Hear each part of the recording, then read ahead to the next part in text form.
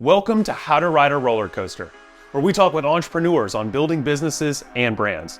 Make sure to subscribe to the channel, leave a comment below, and don't forget, smash that like button. Welcome to this episode of How to Ride a Roller Coaster. I'm David Ezell, and today I'm joined by Max Weider. Max is the co-founder of Celcy, which is a smart oven and freezer for autonomous cooking. What's going on? Not too much, but thanks for having me. Yes, sir. Yes, sir. How's your week so far? It's been busy. Lots of conversations. Actually, this is my third podcast I'm recording this week, so it's been a busy week. Man, no rest for the weary for sure. And yeah, like I said, I appreciate your time. I really am super excited to learn more about Celcy, learn more about where it came from. It feels like it's just the right time for something like this too. So before we get into that, let's get a little bit of your background and kind of how you got to this point, and then let's start diving into Celcy. Yeah, so I'm actually an aerospace engineer as my full-time job because got to pay the bills somehow as an entrepreneur. No doubt. So I work as a contractor for NASA, and my day job is doing project management and engineering for a probe we're going to shoot over to Jupiter next year. I could say it's not rocket science, but it kind of is. Yeah. Yeah. Holy cow. That's awesome. Basically Celcy came out of trolling a friend, if I'll be honest with you.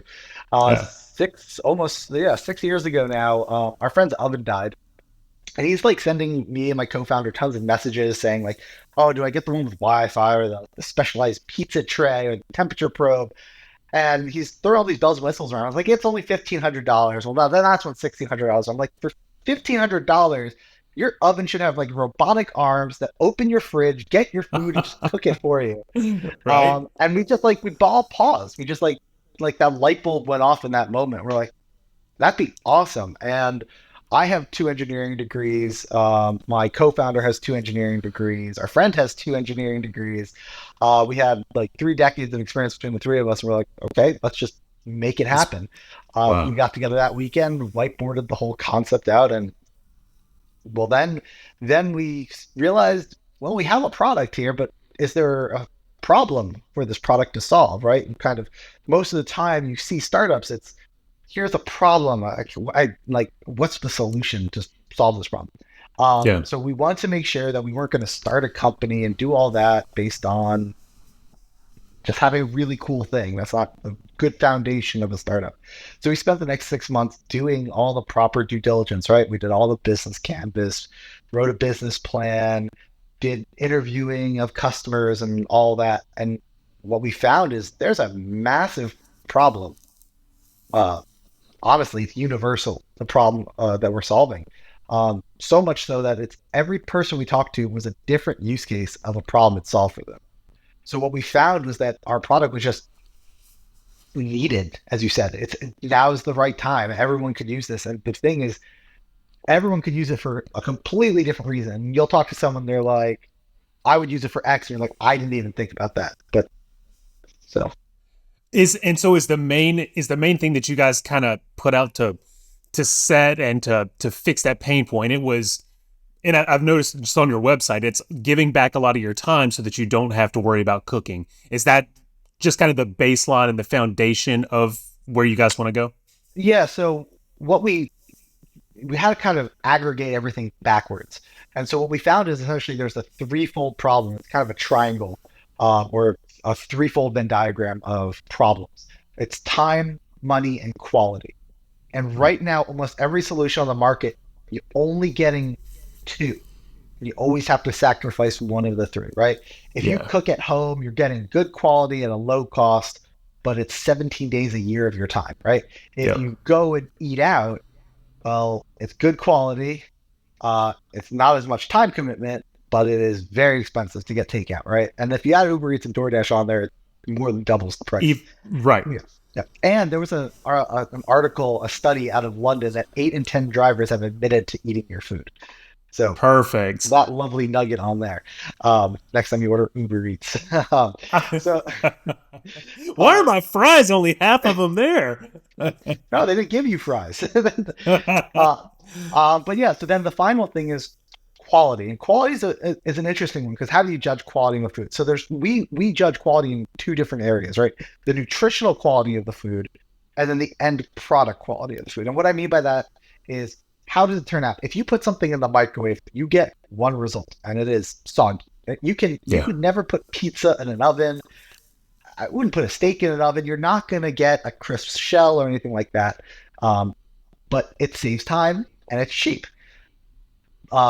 And then fast food is how you sacrifice nutritional quality. Again, fast and Yeah. cheap, but not good quality.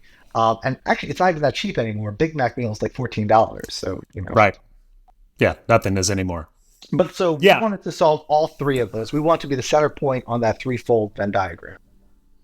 Yeah. And it just seems, like I said, it seems like the perfect time as well, just because everything is so on demand and I want it kind of right now, or I want it to kind of fit around my schedule. Our son has soccer practice from 5:30 to 7.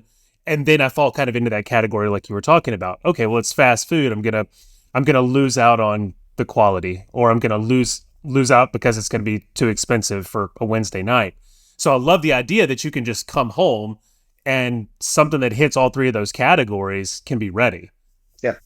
Yeah, our basic idea is it's like having a personal chef without paying for it, right? You on your phone just say, I want you peruse the options available in the onboard freezer and you pick the meal and you say, I want it at this time.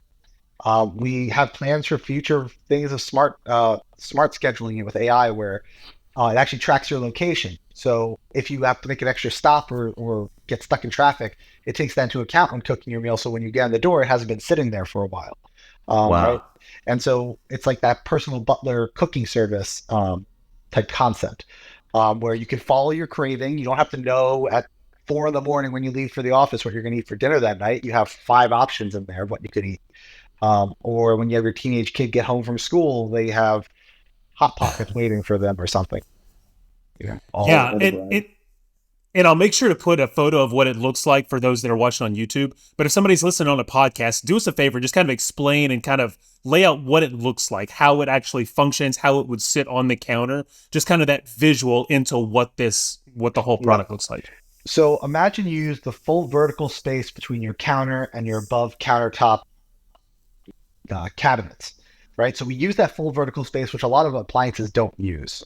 They like to use a larger bird's eye view footprint. So we wanted to use vertical space because what that lets us do is have a smaller footprint. So we're actually the same depth as those above counter cabinet tops. So you still get the front of the countertop space in front of it. And then it's only about 19 inches wide, which is actually less wide than a typical toaster oven or microwave. And Yeah. when you look at it, it's just two doors. And if you open the left door, then it's a freezer. It's got 5 shelves in it. It's the size of the meals. And as you load the meals, you get a beep and it's scanning the meals as it loads it and it just shows up on your phone.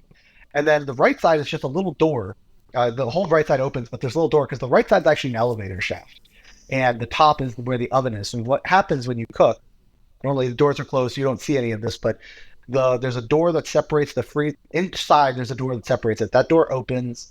An elevator comes down to the appropriate shelf where the meal that you want is. It delids the meal, takes it out of the freezer, puts it on the elevator.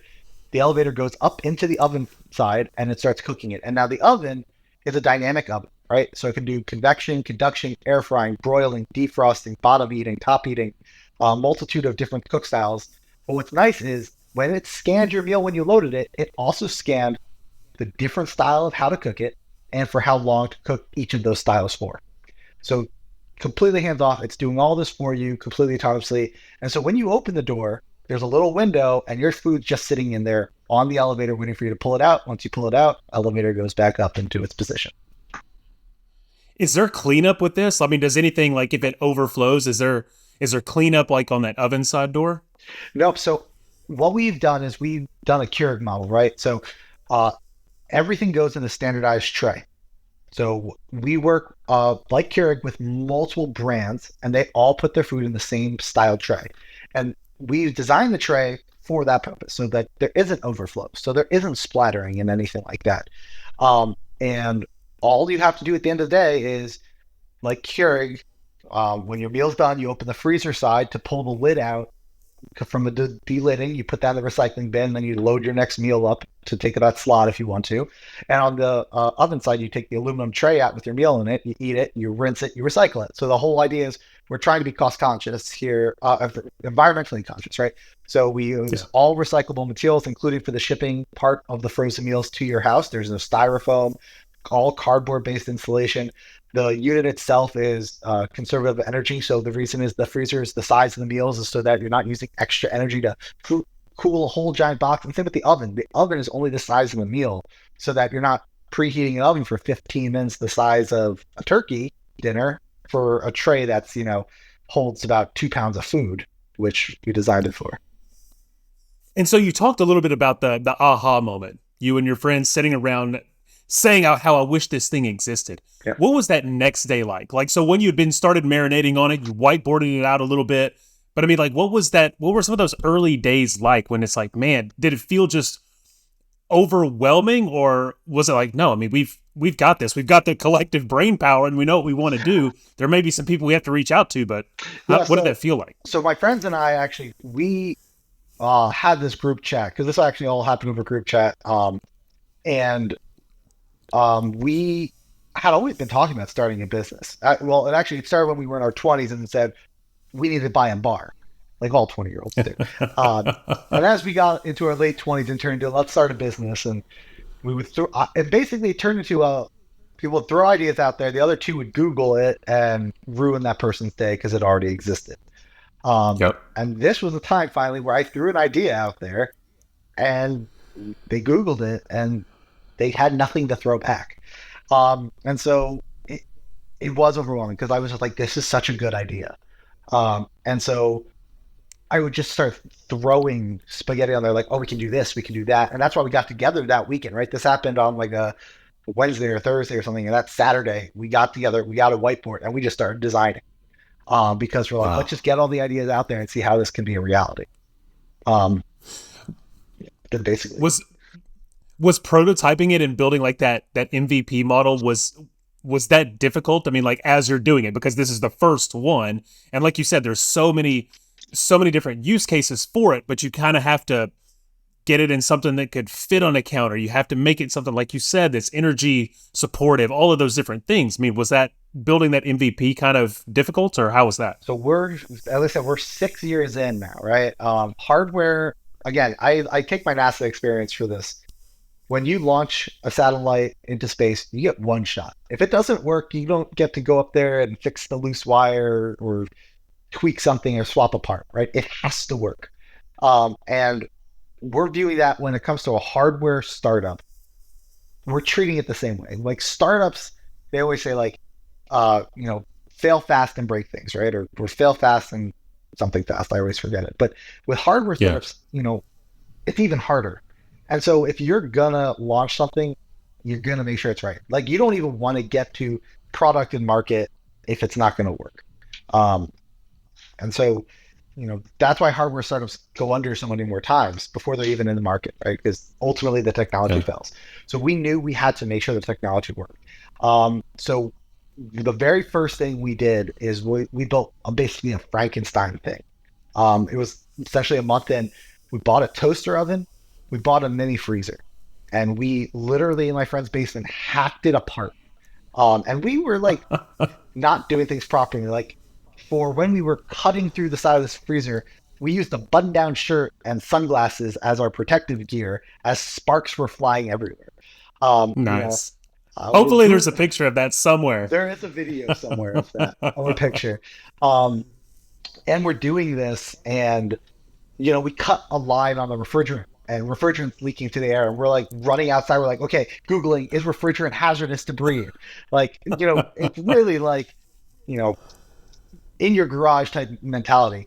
But after all that, we learned how to program on a Pi to hook motors up to it and all that. And we did it. We built basically a toaster oven and a freezer that had conveyor belts in it that could transfer. It was very ugly.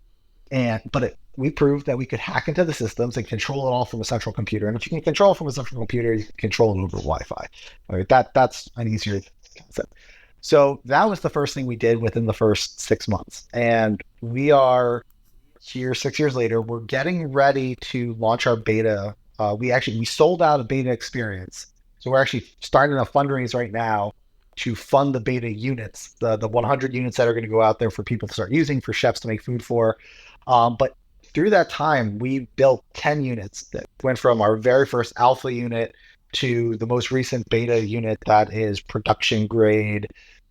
Where the things we're tweaking is like, if this is being mass produced, like making sure people assemble it in the right order, writing down order of operations. I even have a time lapse video that I've recorded of myself building one of the beta versions 2 or 3 times ago, um, where I took 12 straight hours of video of me building this thing, condensed it down to a 30-second build video. Wow. So after that part, I mean, and when you start to focus on the food aspect, so what actually is, the end result here? Did you guys have to consult somebody else? Because just looking through the website and checking out the things that you guys have for breakfast, lunch, dinner, snacks, desserts, all of those, they look delicious. I mean, it's not just like something basic that you would expect to, like you were alluding to a little while ago, like a Hot Pocket. It's nothing. I mean, everything looks so good. So did you guys have to consult somebody there to make sure that everything comes out as an end product the way you want? Yeah. So first and foremost, we don't make food. We're not a food company at all. My wife doesn't let me cook. Um, when I first met her, I was like, I love cooking, and I cooked her a meal, and she was like, "You're never cooking for me again." Uh, No more. yeah. But what we view this as a Keurig model, as I mentioned. So we are partnering Yeah. with multiple food companies because what we're offering these chefs is, when a chef makes a meal that gets shipped to their home, it's no longer in their control. So if someone burns it, if someone undercooks it, they just go, "Oh, that chef made a terrible meal." But now they program how it cooks. And so it's now as if they were in your kitchen cooking it for you. So now the chefs, the people who make these meals, love our product because it lets the user actually experience the meal the way they would want you to experience it as a chef, without the time constraint. Because the reason a lot of people have problem with food is you have to defrost it, time commitment. You have to preheat the oven, time commitment. You have to cook it for upwards of an hour, sometimes 2 hours to do it. You have to take foil off or change the style of cooking partway through, or change temperatures. And it's just Yeah. such a huge commitment to get that high quality meal. I think the first sentence into what I was saying, someone already was like, "I'm going to throw it in the microwave." Um, right? But the chef wants that. And Yeah. it's kind of like, I can vacuum a room in 15 minutes.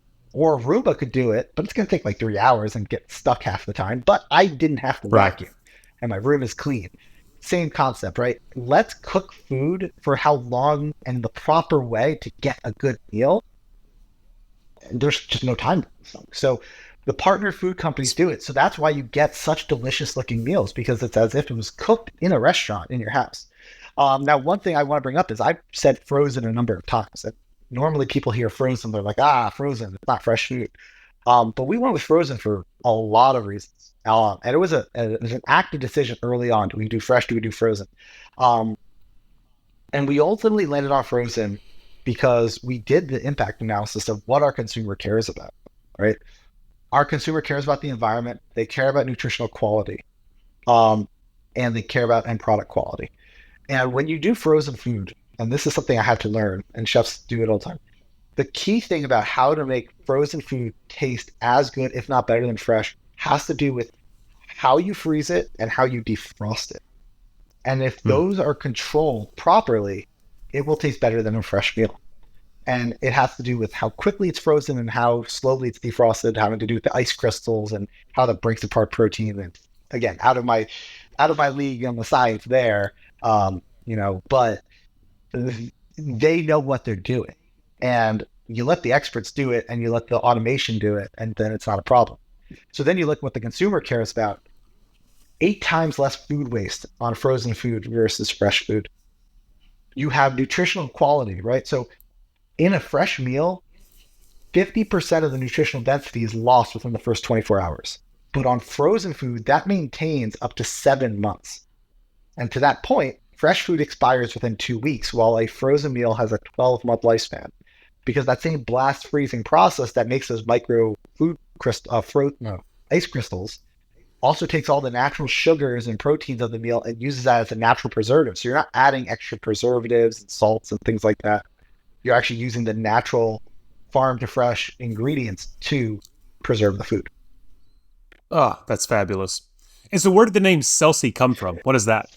And so it's this is probably the least entertaining thing. It's a derivative of the word Celsius, right? Um, Nice. Ultimately, Celcy was our third iteration of our name through the journey.